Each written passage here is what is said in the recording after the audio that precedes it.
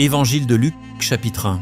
Plusieurs ayant entrepris de composer un récit des événements qui se sont accomplis parmi nous, suivant ce que nous ont transmis ceux qui ont été des témoins oculaires, dès le commencement et sont devenus des ministres de la parole, il m'a aussi semblé bon, après avoir fait des recherches exactes sur toutes ces choses depuis leur origine, de te les exposer par écrit d'une manière suivie, excellent Théophile, afin que tu reconnaisses la certitude des enseignements que tu as reçus. Du temps d'Hérode, roi de Judée, il y avait un sacrificateur, nommé Zacharie, de la classe d'Abia. Sa femme était d'entre les filles d'Aaron et s'appelait Élisabeth. Tous deux étaient justes devant Dieu, observant d'une manière irréprochable tous les commandements et toutes les ordonnances du Seigneur. Ils n'avaient un point d'enfant parce qu'Élisabeth était stérile, et ils étaient l'un et l'autre avancés en âge. Or, pendant qu'il s'acquittait de ses fonctions devant Dieu, selon le tour de sa classe, il fut appelé par le sort, d'après la règle du sacerdoce, à entrer dans le temple du Seigneur pour offrir le parfum. Toute la multitude du peuple était dehors en prière à l'heure du parfum. Alors un ange du Seigneur apparut à Zacharie et se tint debout à droite de l'autel des parfums.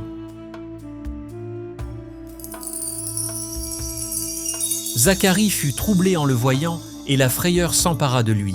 Mais l'ange lui dit : « Ne crains point, Zacharie, car ta prière a été exaucée. Ta femme Élisabeth t'enfantera un fils, et tu lui donneras le nom de Jean. Il sera pour toi un sujet de joie et d'allégresse, et plusieurs se réjouiront de sa naissance, car il sera grand devant le Seigneur. Il ne boira ni vin, ni liqueur enivrante, et il sera rempli de l'Esprit Saint dès le sein de sa mère. Il ramènera plusieurs des fils d'Israël au Seigneur, leur Dieu. Il marchera devant Dieu avec l'esprit et la puissance d'Élie, pour ramener les cœurs des pères vers les enfants, et les rebelles à la sagesse des justes, afin de préparer au Seigneur un peuple bien disposé. » Zacharie dit à l'ange : « À quoi reconnaîtrai-je cela ? Car je suis vieux et ma femme est avancée en âge. » L'ange lui répondit : « Je suis Gabriel, je me tiens devant Dieu. J'ai été envoyé pour te parler et pour t'annoncer cette bonne nouvelle.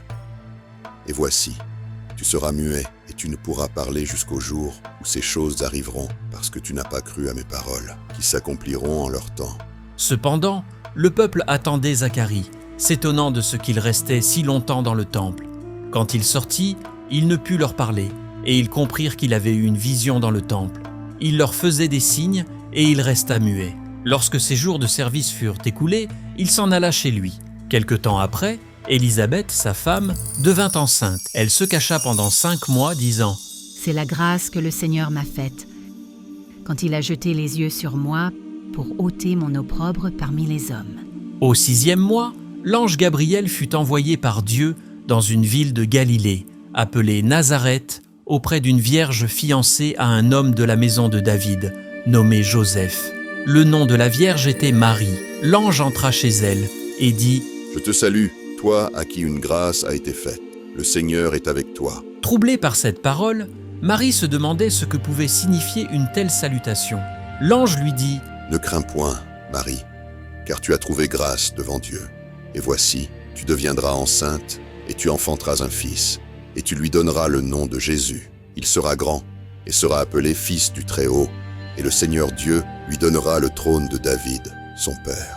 Il régnera sur la maison de Jacob éternellement, et son règne n'aura point de fin. » Marie dit à l'ange : « Comment cela se fera-t-il, puisque je ne connais point d'homme ?» L'ange lui répondit : « Le Saint-Esprit viendra sur toi, et la puissance du Très-Haut te couvrira de son ombre. C'est pourquoi le Saint-Enfant qui naîtra de toi sera appelé Fils de Dieu. Voici Élisabeth, ta parente, a conçu elle aussi un fils en sa vieillesse, et celle qui était appelée stérile est dans son 6e mois, car rien n'est impossible à Dieu. » Marie dit : « Je suis la servante du Seigneur, qu'il me soit fait selon ta parole. » Et l'ange la quitta. Dans ce même temps, Marie se leva et s'en alla en hâte vers les montagnes, dans une ville de Juda. Elle entra dans la maison de Zacharie et salua Élisabeth. Dès qu'Élisabeth entendit la salutation de Marie, son enfant tressaillit dans son sein, et elle fut remplie du Saint-Esprit. Elle s'écria d'une voix forte : Tu es bénie entre les femmes, et le fruit de ton sein est béni. Comment m'est-il accordé que la mère de mon Seigneur vienne auprès de moi? Car voici, aussitôt que la voix de ta salutation a frappé mon oreille, l'enfant a tressailli d'allégresse dans mon sein. Heureuse celle qui a cru, parce que les choses qui lui ont été dites de la part du Seigneur auront leur accomplissement. Et Marie dit, Mon âme exalte le Seigneur, et mon esprit se réjouit en Dieu, mon Sauveur, parce qu'il a jeté les yeux sur la bassesse de sa servante. Car voici, désormais, toutes les générations me diront bienheureuse, parce que le Tout-Puissant a fait pour moi de grandes choses. Son nom est saint, et sa miséricorde s'étend d'âge en âge sur ceux qui le craignent. Il a déployé la force de son bras. Il a dispersé ceux qui avaient dans le cœur des pensées orgueilleuses. Il a renversé les puissants de leur trône, et l'a élevé les humbles. Il a rassasié de biens les affamés, et l'a renvoyé les riches, avides. Il a secouru Israël son serviteur, et il s'est souvenu de sa miséricorde, comme il l'avait dit à nos pères, envers Abraham et sa postérité, pour toujours. Marie demeura avec Élisabeth environ 3 mois, puis elle retourna chez elle. Le temps où Élisabeth devait accoucher arriva, et elle enfanta un fils.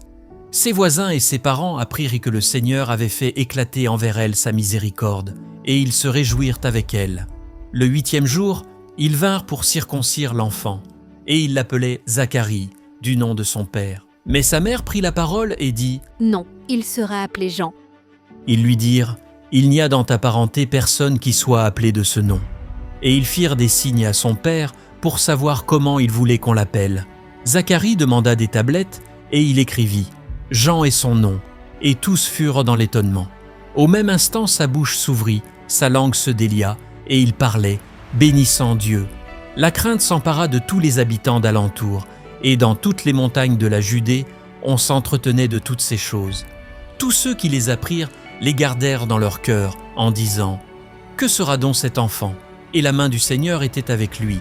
Zacharie, son père, fut rempli du Saint-Esprit, et il prophétisa en ces mots « Béni soit le Seigneur, le Dieu d'Israël, de ce qu'il a visité et racheté son peuple, et nous a suscité un puissant sauveur dans la maison de David, son serviteur, comme il l'avait annoncé par la bouche de ses saints prophètes des temps anciens, un sauveur qui nous délivre de nos ennemis et de la main de tous ceux qui nous haïssent. C'est ainsi qu'il manifeste sa miséricorde envers nos pères et se souvient de sa sainte alliance, selon le serment par lequel il avait juré à Abraham, notre père, de nous permettre, après que nous serions délivrés de la main de nos ennemis, de le servir sans crainte, en marchant devant lui dans la sainteté et dans la justice tous les jours de notre vie. Et toi, petit enfant, tu seras appelé prophète du Très-Haut, car tu marcheras devant la face du Seigneur pour préparer ses voies, afin de donner à son peuple la connaissance du salut par le pardon de ses péchés, grâce aux entrailles de la miséricorde de notre Dieu, en vertu de laquelle le soleil levant nous a visités d'en haut, pour éclairer ceux qui sont assis dans les ténèbres et dans l'ombre de la mort, pour diriger nos pas dans le chemin de la paix. » Or l'enfant croissait et se fortifiait en esprit, et il demeura dans les déserts, jusqu'au jour où il se présenta devant Israël.